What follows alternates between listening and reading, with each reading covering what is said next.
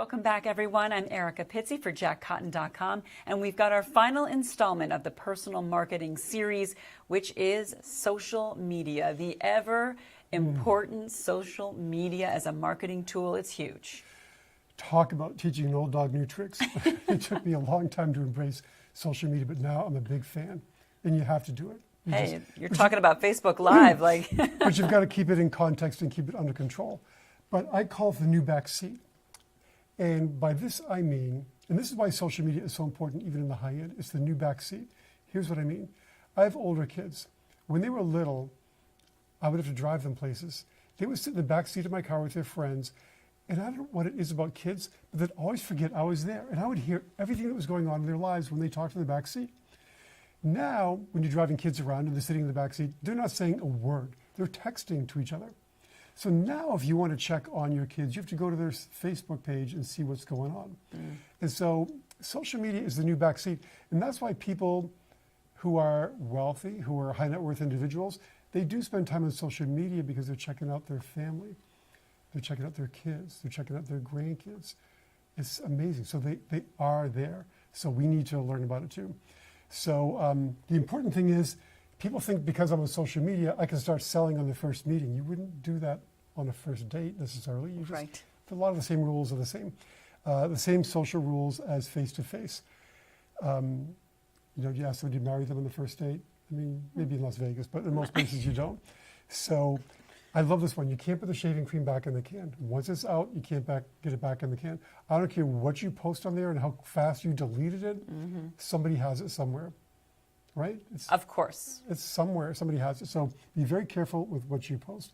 If you want to be successful in real estate, you really don't need to be forwarding and reposting and whatever you call it, liking every single political crazy thing in the book. Keep it focused on real estate. I see some stuff on social media I'm so tempted to respond to.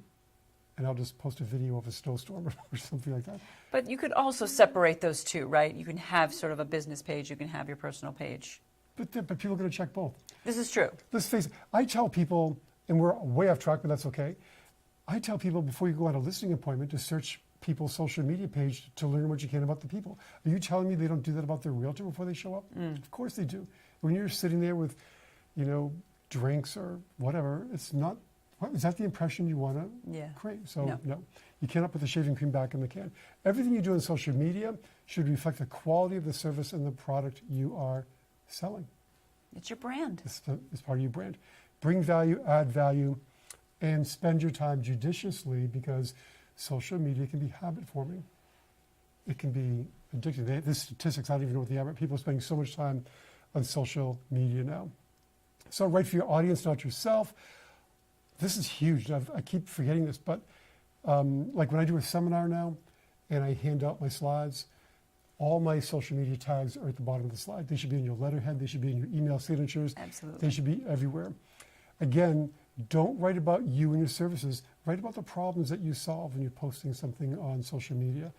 You know, don't talk about what a great salesperson you are. Talk about what a horrific problem you just solved for somebody. It conveys a lot more value and more personable. Talk about your successes, right? Exactly. And how you help someone else as a result of that success, how it benefited someone else.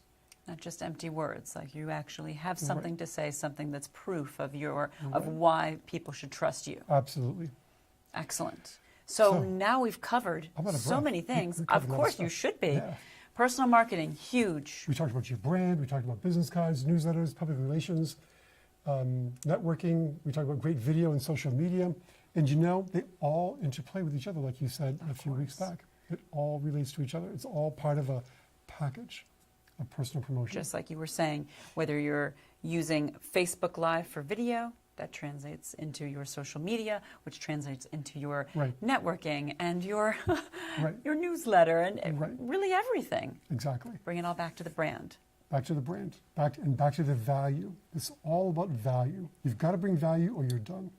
Perfect expert advice from our luxury real estate expert, Jack Cotton. And of course, you can see all installments of this 7-part series on personal marketing at luxuryrealestateunplugged.com.